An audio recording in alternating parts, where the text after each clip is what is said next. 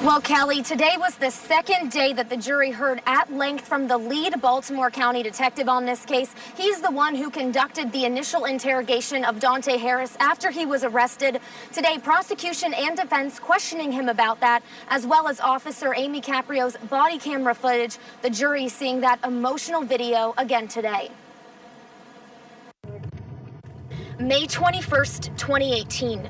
Baltimore County Police Officer Amy Caprio responds to a call for a suspicious vehicle in a Perryville neighborhood. She finds and confronts the Jeep. 10-3. Get out of the car! As she raises her gun, she calls 5 more times for the driver to get out. We'll stop the video here, but what happens next?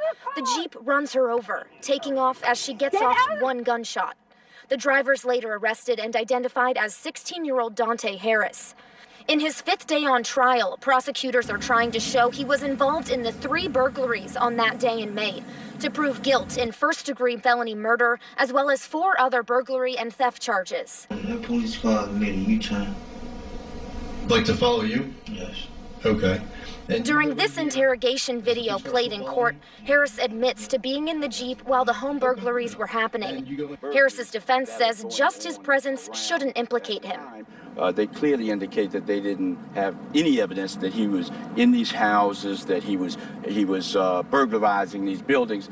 Their whole position is he is a getaway driver, he is the lookout, and that's a sinister, cynical view of it. His defense attorneys questioned the lead detective on the case about Caprio's decision to stand in front of the Jeep during the stop.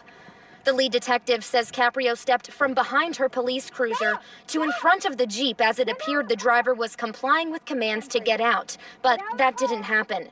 The defense says Harris was scared, ducked, and tried to get away, saying he didn't mean to hit her. He's feeling terrible that he was involved in the taking of someone's life. I mean, he's had time for that just to rest on him at the...